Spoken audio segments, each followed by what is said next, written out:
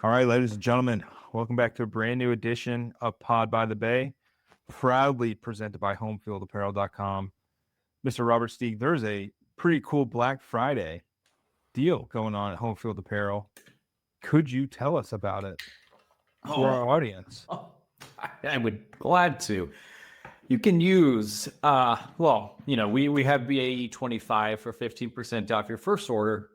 We got a lot of questions from people like, what about repeat orders? What about repeat orders? It only works in the first time order. However, if you use Homefield's code Black Friday 30, you will get 30% off your order. Your order in total, I believe that excludes everything except for their new Game Breaker jackets, none of which were USF anyways, so we'll let that slide. But includes their hats, shirts, socks, anything you want, they all got it there. Obviously, new USF stuff has been loaded since the week 3 of this football season, so fresh stuff there ready to go. But you can also help support us by using our affiliate link in our description and using that to purchase whatever you want. If you want Christmas gifts for the family, your dad's a Florida fan or your mom's a Georgia fan or whatever, they've got plenty of stuff for basically everyone and anyone. Cool designs. Everyone loves them. If you really want to go off the wall, you can always gift weird universities like Delta State Okra. Fantastic option. UC Irvine, Anteaters. You got plenty of options for a whole family this holiday season. So again, you can use our code BAE25 for your first order. If you'd like for 15% off, I would highly recommend using Black Friday 30 on this one. That'll be in our description as well as the link to our affiliate link there. So yeah, Homefield rocks. Let it rip. Perfect. And we've been talking about it for almost a month now. We are less than 30 days away from Christmas, which means we're in fewer days away from Hanukkah. Make sure you get all of your gifts ordered now. Make sure you use that Black Friday 30 promo code to get 30% off your order. Robert Steeg, for some reason, it's you and me tonight, man. And that doesn't happen often. Usually Seth is the tie that binds us and make sure that we are on the level and being kind. Well, we don't have to do that tonight. Sorry, we can be idiots. We can be absolute idiots, man, and I'm excited for it. So we'll obviously talk a little bit about Rice. We will discuss the UAB game, and kind of go from there. I think we should start with the UAB game. Obviously, word kind of started leaking out around noon that there's an incident at the UAB breakfast, the team breakfast before the game, where an offensive lineman allegedly stabbed 2 defensive linemen at the team breakfast. UAB decided to play the game anyway. Listen, I know you only get 12 of them, and it's been a tough season for UAB. I'm still unsure why they decided to play this game anyway. I mean, God bless them. They did their best for a half, and then the wheels fell off on them. I don't know. I don't know what would possess some of these like adults in the room. Like, we have to do this. This is a lost season, but we still have to play this game. Yeah, it felt really weird. And it felt even worse because, like, when the news dropped, my first inclination was they're going to play the game anyways. Like, I saw a lot of people were like, how can you do this? How can you do this? I'm like, these people are psychopaths. They're going to play that game one way or another. They will find a way to do it. It's just extremely strange circumstances. And already very weird game. I mean, the God bless the announcers of the game. They tried their best to like make it just as entertaining as possible in a very empty stadium. I mean, dude, it was. I think there was more people in the living room of where I was watching the game than actually at the stadium. Yeah, I mean, just paltry. And again, they're in the middle of a bad season. Already fired their coach. not a ton of momentum around the UAB football program. Doesn't get much better when some of the names that are rumored, or the name that is rumored to be their new head coach, is not the sexiest candidate that you could ask for. No. So, you know, kind of hoping for a glimmer. I mean, their basketball program should be pretty good this year. So they've got that going for them. But yeah, just the weirdest feeling of a football game that I think I've ever watched. Like watching USF and Memphis last year in Orlando felt weird. Didn't feel appropriate. This felt like you could have prevented this. You absolutely could have just been like, yo, man, like we don't need to play that. Like save the effort, save the blood and sweat and everything like that. You know, they led for the first quarter. They did. And that was one of the most disheartening first quarters that I've seen in a little bit from USF. They were just out of sorts altogether, offensively, defensively. Defense for the last basically since that fourth quarter of Memphis have been quietly atrocious. And like, I don't mean to say this callously, but thank God there's no more meaningful games left. Yes. I don't yeah, and we'll get to the what ifs in a little bit about how USF may perhaps, if you turn your head, squint, and jump up and down, they may sneak into the American Conference Championship game. But it just weird game all around. Jalen Kitna throws 3 interceptions for UAB. The defense was kind of gashed all night. For a team that they were able to run the ball pretty well this season, but it just felt like there's a lot of USF defenders not in the right spot at the right time. And going against this Rice team, and we'll kind of talk about it. Discipline is a massive thing against Rice. We saw what happened at Navy.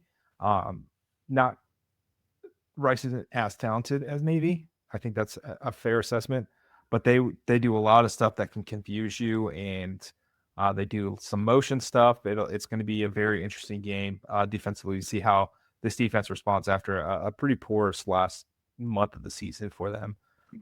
Is there anything that you can kind of take away from this game offensively that's exciting for you, Steve? Moody Rubin came out of nowhere to basically just run through people, look like a little mini Tyree Cants at times. So it's good to see the wide receiver room be as spread out as it is.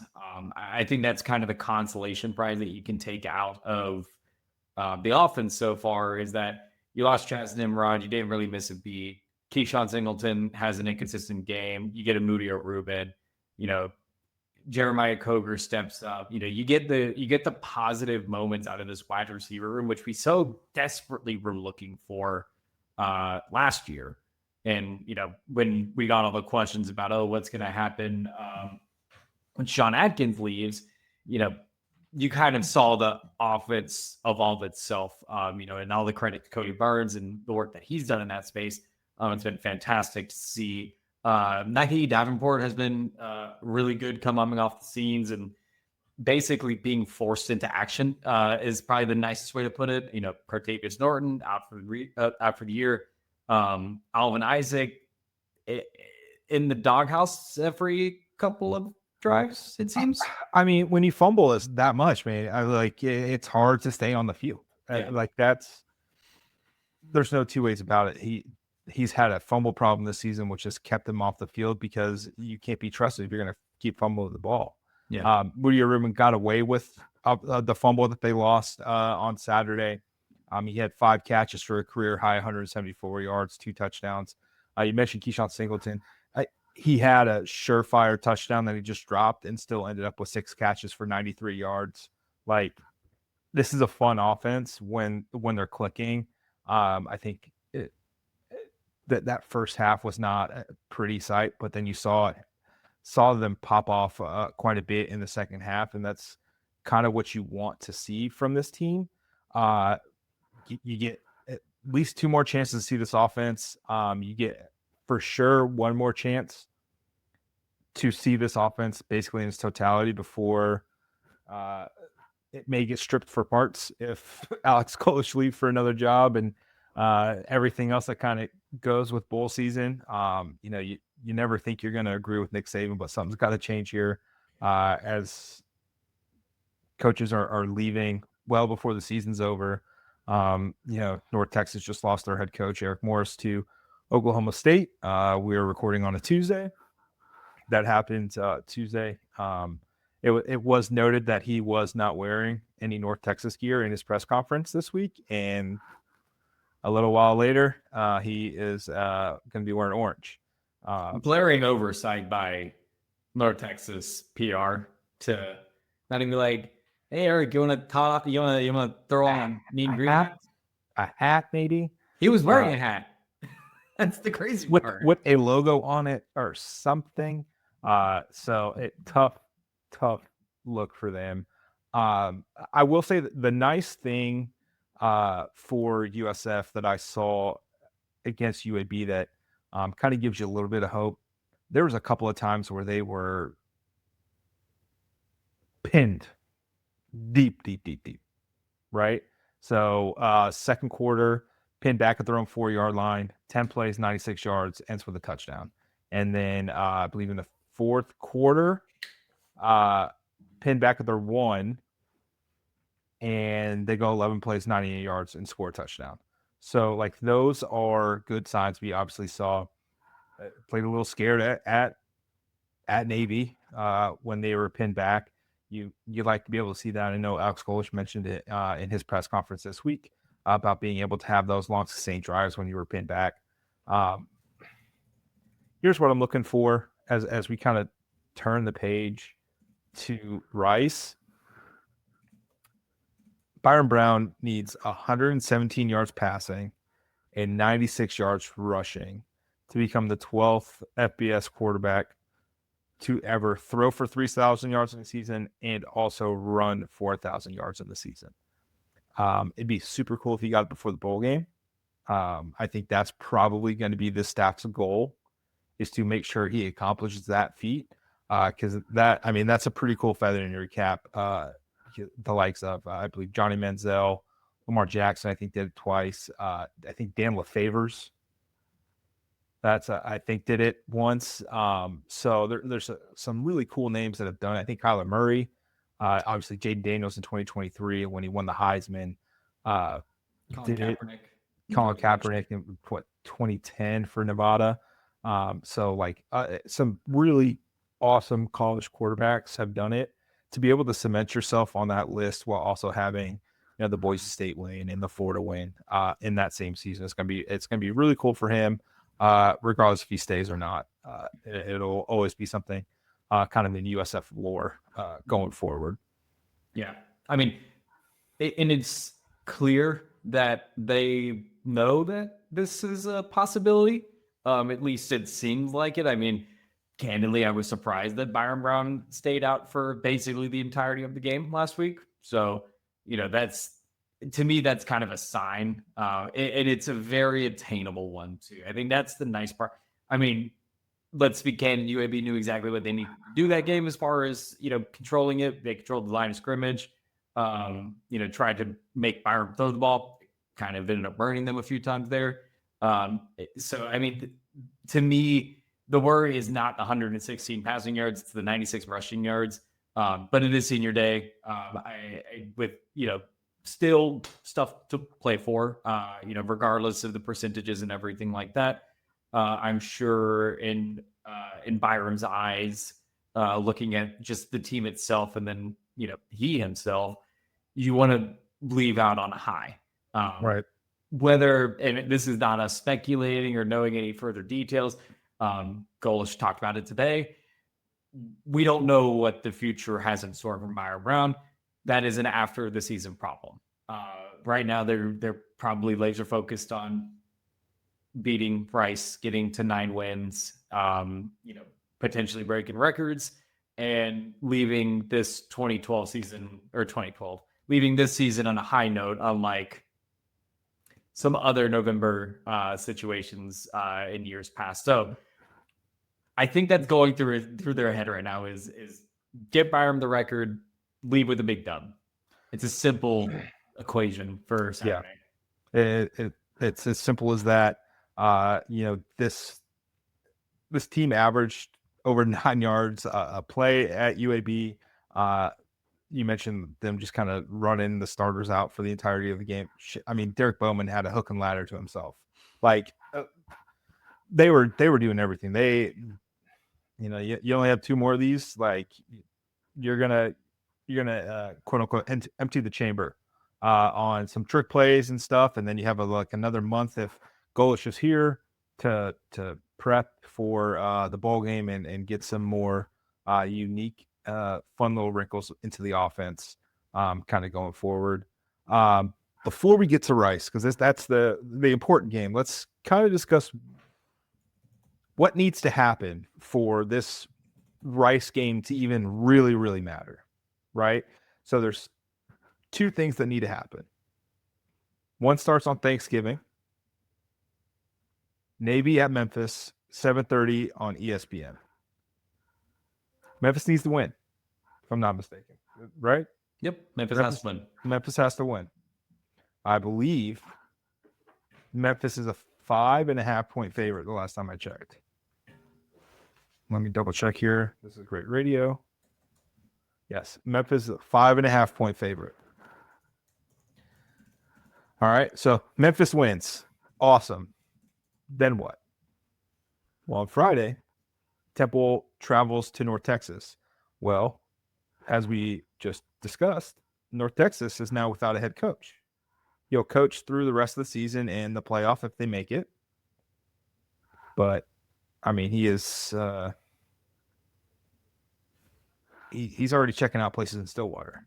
So, like, is this truly a split kind of mindset for Eric Morris? Can he pull it together? I think we saw Hugh Freeze, Liberty, Auburn scenario a few years ago where Liberty just kind of they just shut down, let it go, and they got crushed. Temple, that's 3:30 on ESPN on Fridays on Black Friday. Temple is a 20.5 point underdog. So bit of an uphill climb. I will grant you that. And then on Saturday at 7:30 on ESPNU, the vaunted Charlotte 49ers travel to New Orleans to take on the number 24 ranked Tulane Green Wave at 7:30 on ESPNU. So if Temple doesn't win, Charlotte's got to win. So 2 of these 3 things need to happen for USF to possibly have a chance to sneak in. And then it's going to come down to head-to-head record, computer rankings, SP+, all of those things. So USF needs a lot of help. Again, we've harped on it the last few weeks. USF lost games they couldn't lose, and they did it anyway. And this is where they're at, hoping and praying that 2 of these 3 teams win on their behalf. We shall see. It's not likely. If there is any silver lining into, because at this point, Navy, we're all kind of penciling Navy beating Memphis at this point, or excuse me, Memphis beating Navy at this point. I think we're kind of riding our coattails on Thursday and Friday scenarios happening. Right. There's further complications because apparently Ryan Silverfield is a top candidate for Arkansas right now. So that also complicates this. Silver lining, Temple is 5-6 fighting for bowl eligibility. They have a ton to play for right now. And obviously North Texas, while all eyes are theoretically on you, predominantly in the Stillwater metropolitan area, as far as TV eyes goes, you're still kind of wanting to play for a college football title, knowing that the wagon is probably going to fall apart the second that the horses finish. So it's a really weird scenario for that team to be in. We have seen it a lot, unfortunately and fortunately, in the American Conference over the last, 10 years. They back to like Scott Frost's last stint at UCF, and when he departed, and that kind of left a sour note. That loss that they had, so it's not unheard of for these types of scenarios to happen. I think ESPN has it as USF has like a 2% chance of making the conference championship at this point, which is a surprisingly better chance than Navy's, even though Navy is technically in the spot ahead of USF. Right. I don't know where this math comes from ESPN, but ESPN's been pretty good at that. But in all intents and purposes, at this point, it is going to be Tulane and North Texas's spot to lose at this point. They kind of the cards are in their hands. And then to further complicate things, apparently John Summerall is being courted by Auburn, which should surprise no one if you've been listening to anything we have talked about in the Ponderosa over the last 6 months. Right. So, it's going to be, I think it might be a chaotic final weekend of college football, candidly. There's a lot of big rivalry games happening. There's a lot of pride on the line, particularly at places like Ohio State and Michigan. All throughout the country, there's going to be FSU is fighting for bowl eligibility, but damn well for certain, no matter how much Florida sucked this year, they're not going to let Florida State have that one thing above them. Right. So anything can happen. It's a very slim chance, but I'll take a slim chance over no chance at this point. Yep, absolutely. And then just kind of touch on a couple of things. Keyshawn Singleton's 48 yards away from 800 yards on the season. Kai Davenport rushed for 121 yards at UAB, so he's now the leading running back at 546, averaging almost 7 yards a carry. How many people have thrown a touchdown for USF this season?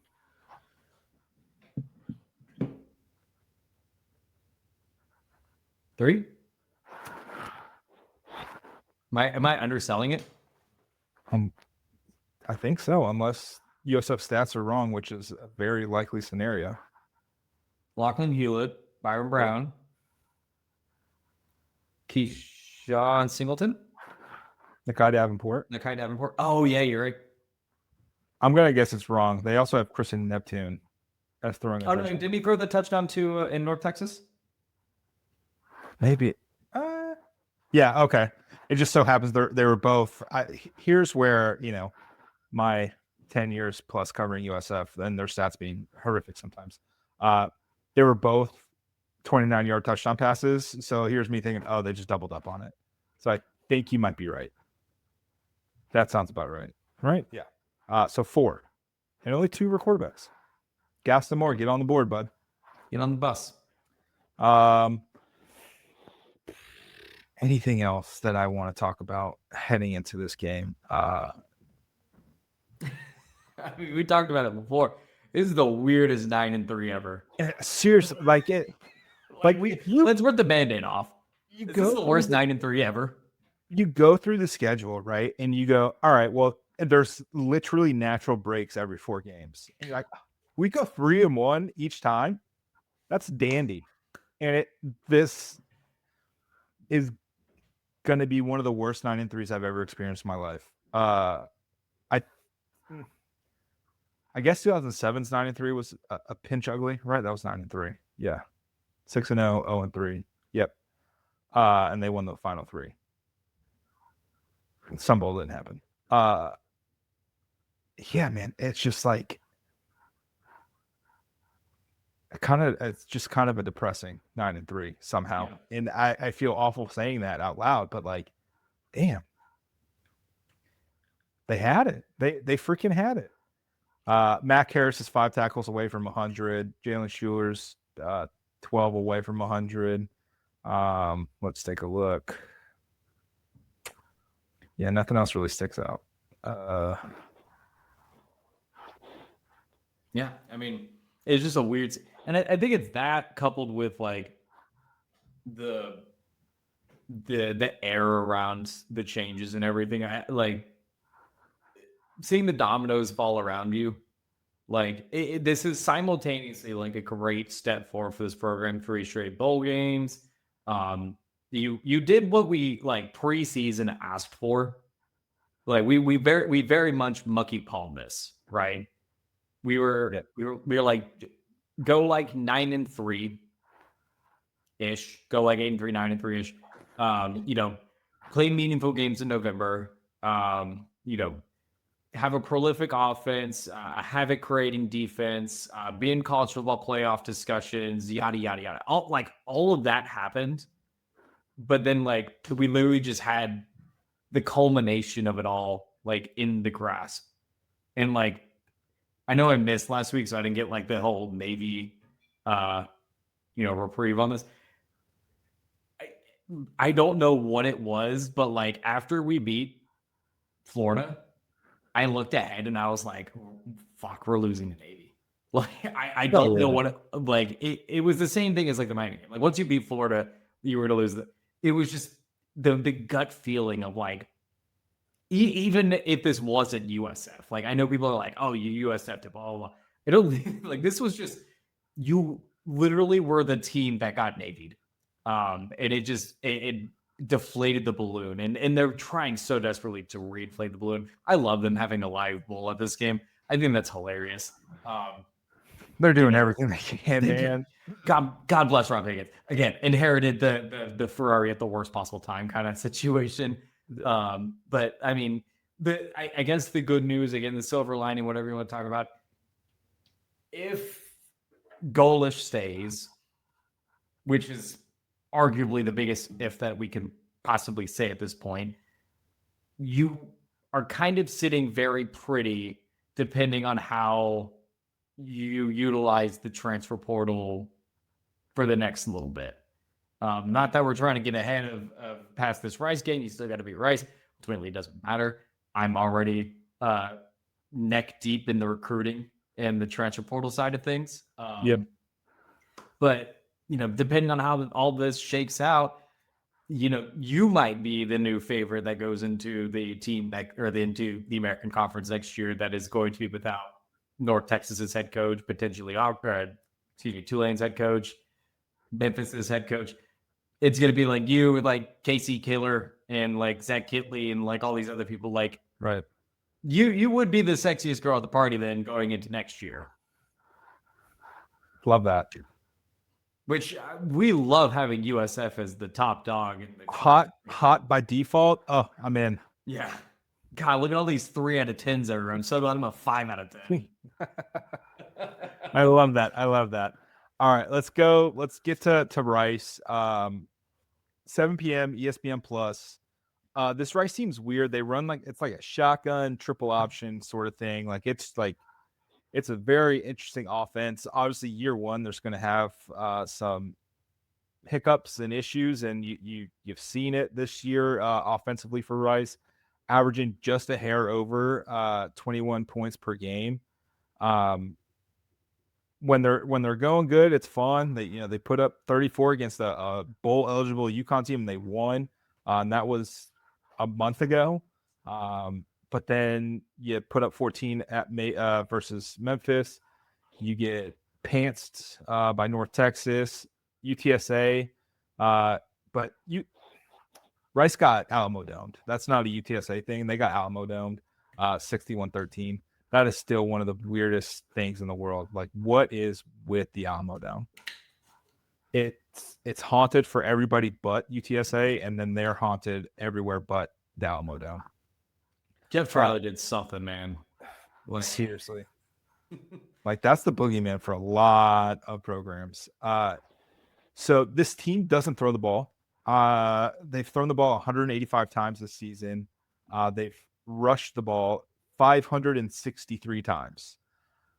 Like, they're going to run it, and then they're going to run it a little bit more, and then you're going to think, oh, maybe they'll pass it. No, they're going to run it again. They run the ball. They run hard. In like a year and a half, this is going to be an awful team to play. They're just not there yet. Like, I believe in what they're doing, frankly, because it's kind of what I do in CFP 26. I just run the absolute piss out of the ball. Quentin Jackson's been really good for them. Chase Jenkins, their quarterback, has almost 500 yards on the ground. He doesn't turn the ball over. It's hard to throw interceptions when you barely throw the ball. He's only 2 interceptions, 9 touchdowns, 2 picks. Like, when I tell you they run the absolute piss out of the ball, they run the piss out of the ball. 4 guys have at least 70 carries. Quentin Jackson leads the team with 808 yards on 162 carries.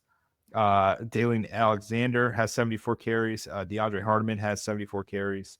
Aaron Turner's got 38. Like, they run and run and run and run. And then there's only 2 guys you need to worry about in the passing game. Drayden Dickman, 36 catches, 319 yards. Aaron Turner, 46 catches, 275 yards. Steve, could you tell me how many catches their 3rd leading receiver has? I'll give you over under 17.5. Oh, I'm going way under. I was thinking it's going to be like 12. Under. 6. Oh, 8. my God. 8. Can I get ahead of this? Yeah. I'm making my pre end of show prediction already. Pick a Rice wide receiver, not name those other 2 guys. Anytime touchdown for reception touchdown. Yeah, that's not my actual pick, but yeah, Alex Golish kind of alluded to it. It's like you're kind of waiting for the and one off of their base scheme. That would definitely be the and one. Okay, so you've established this, you've established it. All right, so who's going to be the random dude to catch a touchdown for them? So definitely something to kind of keep in mind. Who's their Alex Mutt? God. I'm going to have to look up this roster and see if there's any white dudes. Yeah. And then they're led defensively by Andrew Awe, 86 tackles, 6.5 tackles for loss, 2 sacks. Ty Morris has 8 tackles for loss. Tony Inianu leads the team with 5 sacks. The defense is not great. Like, the offense has been kind of doing a lot for them. Obviously, Rice giving up 30 points a game. Defense is allowing their opponents to convert on 44% of the 3rd downs. Offensively, they're only converting 36. So that's where you kind of want to get them. They don't turn the ball over. It's just do your job. They've turned the ball over 6 times. They've forced 6 turnovers. So, excuse me, no.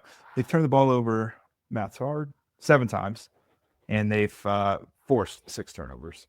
So, not a lot of splash plays, havoc plays for this Rice team. Just take care of business, do your job, regardless of the outcomes of the 2 games beforehand.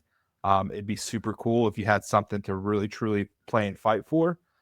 So we are all Memphis and Temple and Charlotte fans this weekend as we move into the final week of the season, which, this season flew by.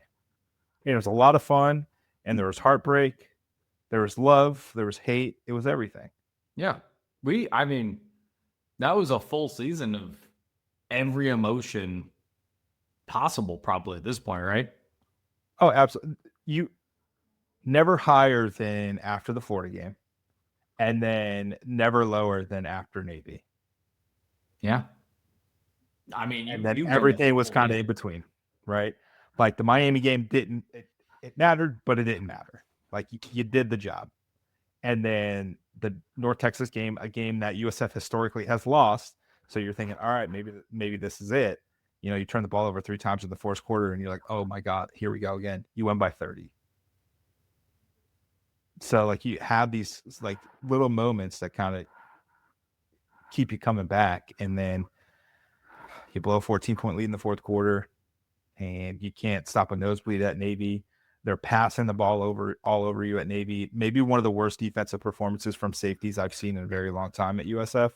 And then it kind of carried over to UAB. You know, obviously they were out without James Chenault. They were without I don't think Jarvis Lee played either. He barely played. And then Fred Gaskin, after Fred making his Gaskin got interception, hurt.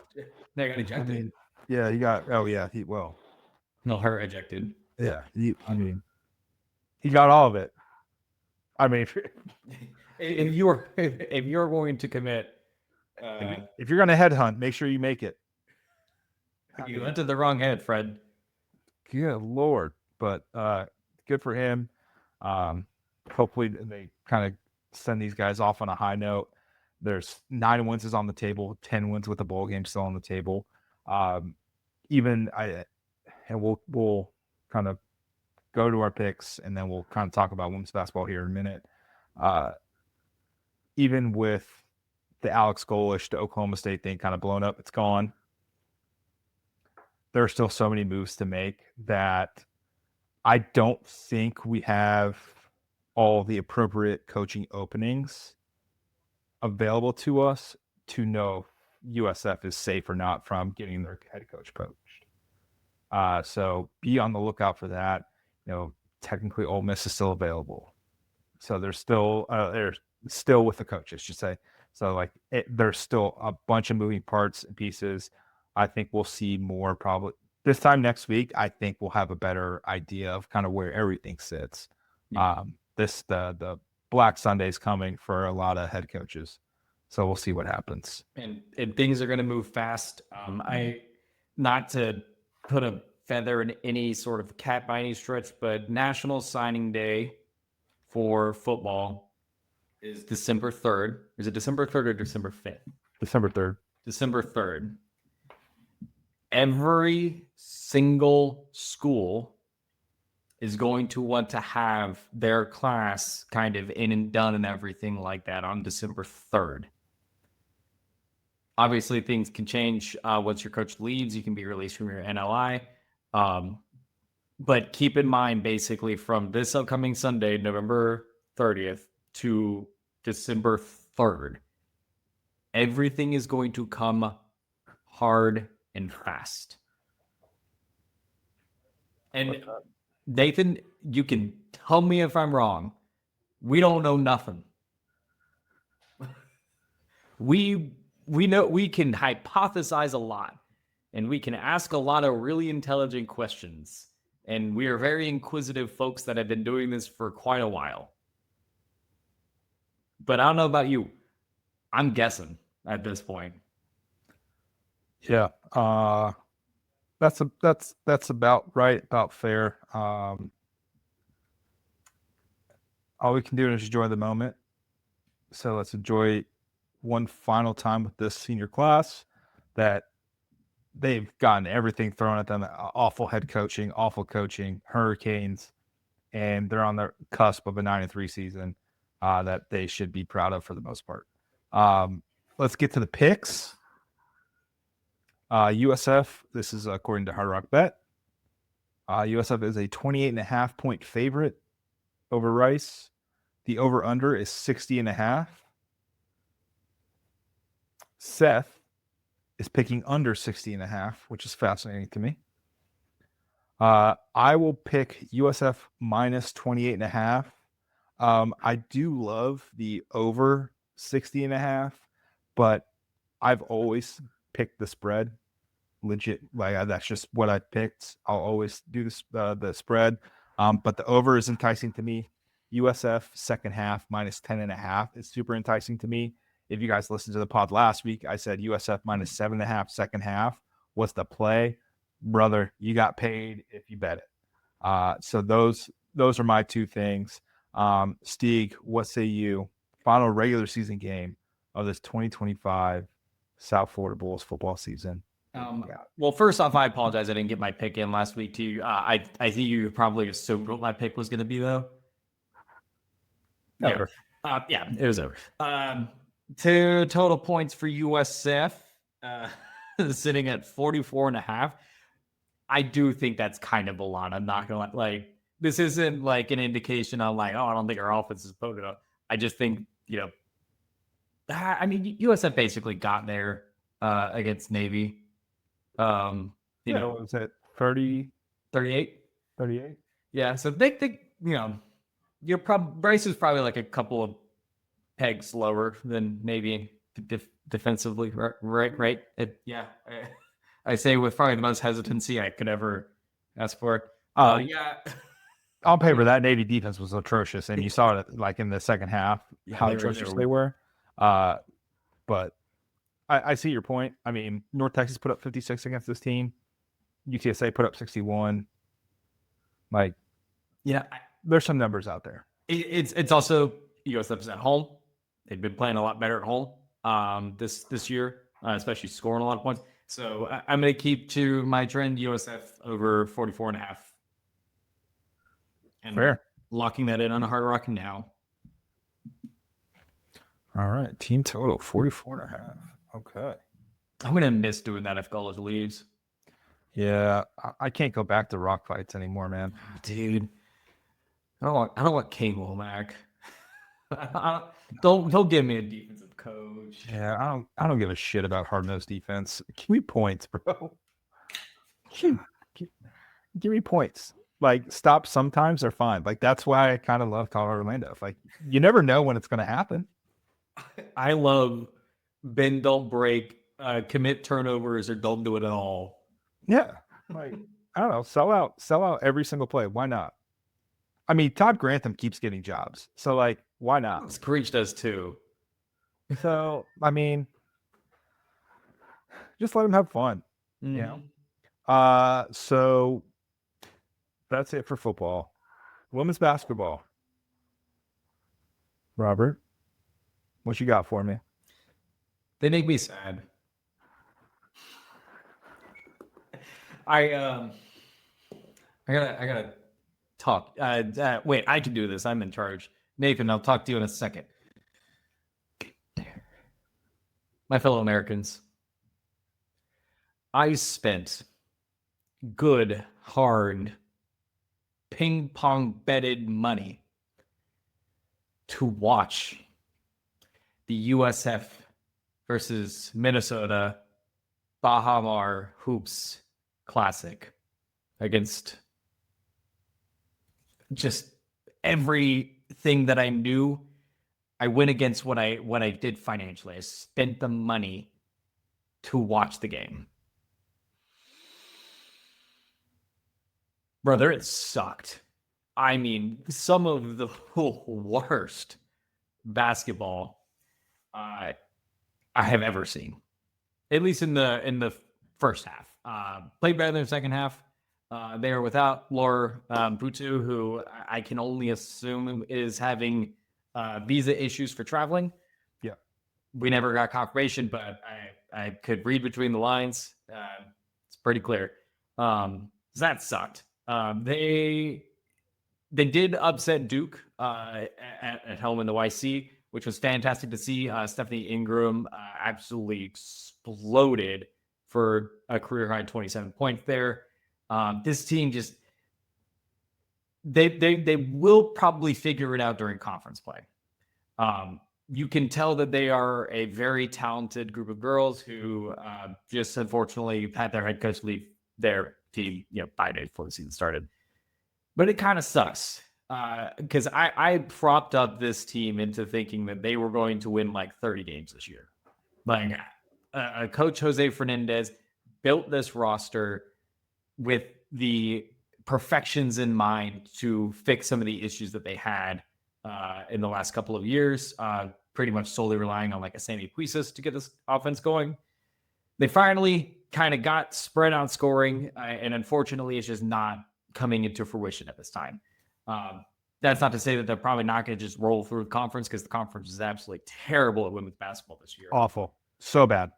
But man, like that Minnesota game might be one of those games that I'm going to look back at and be like, that was the microcosm of it all. Is that you scored under 50 points with some of the most talented players in the conference, and you scored under 50 points.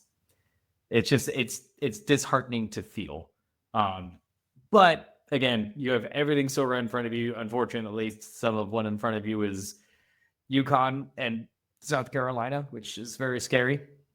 But you still have your weak ass conference. You still have the ability to make a little run here. You are always going to give the benefit of the doubt because you are the University of South Florida women's basketball team. So yeah, just a weird season. It's going to be feeling weird the entire year. We'll probably get to a hot board at some point. I think Michelle deserves to be on that hot board. But I do think that USF would be doing themselves a disservice if they did not look elsewhere, especially with the amount of talent that they have, the amount of pedigree that they have in their program. You need to look and uncover as many stones as you possibly can to basically keep this ship going and even elevate it if possible. I agree. This team faces Harvard on Wednesday, so by the time you hear it, they'll be playing at 4:00 in the consolation game, and then they play on Sunday versus New Orleans at home, and then next Tuesday they welcome in number 1 ranked UConn for a slaughter for fun. That's the way you kind of have to do it. On the flip side, the men's team, they're exciting. They score a lot of points. But this team, you know how I said, like maybe 3 minutes ago, I said, I don't care about hard-nosed defense in football. I do care about it a little bit in basketball. It feels like it.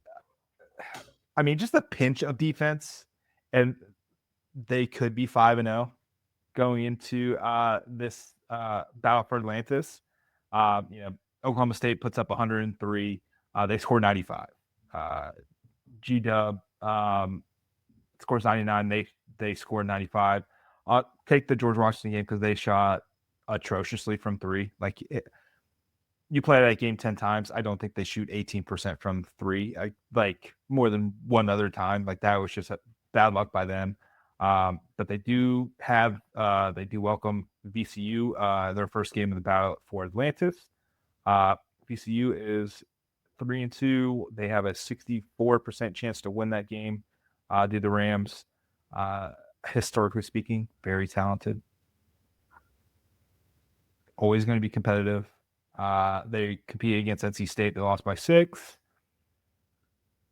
And they beat St. Peter's. So good for them. Play a little bit of defense in the Bahamas, right? That's where it is. Atlantis, yep. Bahamas. My Caribbean trivia is atrocious. Is the Bahamas in the Caribbean? Yes. See, I'm not from this country, so I don't know. I don't go to places that have the sun out all the time. That's fair. So, but not for me. Not for me. No thanks. So they do. They do have that coming up Wednesday. It's a nooner. So for sure, by the time you hear this, the game's probably about to tip off. Right? No, 2:30. No, I didn't think it was noon. I thought it was at 6. Am I so wrong about the schedule tomorrow? No, it's 2:30. I don't know why I thought noon. It's 2:30. Oh, yeah, you're right. Cut that part where I said that it was at noon. Just cut that part out. So they play a VCU at 2:30 on ESPN2. So make sure you check that out. And then I think they're guaranteed 3 games. It just depends on how they shake out. It's a pretty exciting bracket. It's a fun tournament. So we'll see kind of what happens going forward. But I think they've got a decent chance to win this game if they just got to be able to score, man, and hit threes consistently. The free throws have been a little up and down too. But whatever. It's going to be a fun team. I think they'll still be really competitive in this conference because kind of like the women, the men's side's not great either. Yeah. It is odd how parallel the issues are with USF women's basketball and men's basketball this year. But to me, the optics are just slightly different. I'll save that for a Ponderosa episode. But yeah, I mean, it's just one of those things that they have the pieces that they need to, and you've seen flashes of brilliance by this team that's still kind of gelling together, and and eventually, I mean, we saw it in the year with Amir. At some point, the flip kind of is going to switch for them, and that happens across college basketball. It's like game 8 or 9. Like, it's just kind of like, oh, that's how you play defense with 4 other gentlemen on the floor. Cool. Or, oh, those are the passes that I can make to my guy that can shoot 34% from free. And, preferably make those threes as well. That'd be a great thing as well. So, yeah, they're the weird parallels between these two teams. Ironic. I think it's in the same convention center too. Like they're playing on like a convention center floor. Very weird parallels happening. Very scared that like USF men's basketball is going to lose by the same margin in the exact same way against DCU. There's just something about it, something in the air right now. But I mean, they're fun. Really talented team, high flying, high scoring. Take your kids there, take your wife there. It's a good time. Yeah, USF hasn't scored less than 90. They haven't scored less than 95 this season, so it's going to get pointsy. It'll be fun. Come back down to earth for a second. I mean, Brian Gregory was getting us into rock fights every single week. Did you ever dream that we would be consistently scoring 90+ points a game? No, absolutely not. Like even like Amir's best teams weren't really like the best games weren't really doing that. Like they played hard nosed defense, got into like the 80s, mid to low 80s. Like, but it was fun. You can do that. It's the same thing with like Golish on offense. Like you can just score 50 points a game and like kind of do it casually. Like I never thought we could do that. Offense, like the football team looked like dog shit in the first quarter and still put up 48. Like you punted the first quarter, you're like, whatever. And you still put up 48. What a time. What a time. So just enjoy it, folks, because it's fleeting. And we know the bad, and this is still pretty okay. So enjoy it. If you're traveling, be safe. If you're not traveling, still be safe. I'm going to assume each county, I know Hillsborough County does it, Pinellas County does it. They'll have a lot of patrols out looking for drunk drivers.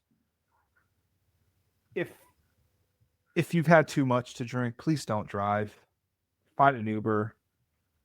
Sleep on the side of the road. Do something. Find a friend.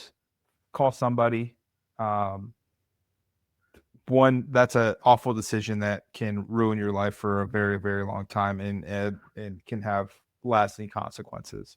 So make sure you don't do it. Be smart, be safe. We want to see everybody back here for a bowl game, possible conference championship game if everything works out. So don't do anything rash or stupid this weekend. Be safe. Enjoy the stuffing. Enjoy the turkey, the green bean casseroles, all of it. Drink responsibly. Don't tweet and drink unless it was really funny. But other than that, have fun. Happy Thanksgiving. Happy Thanksgiving, Steeg. All my best to your lovely bride. And go Bulls. As to you, my friend, to the family as well. Go Bulls. Let's rock it.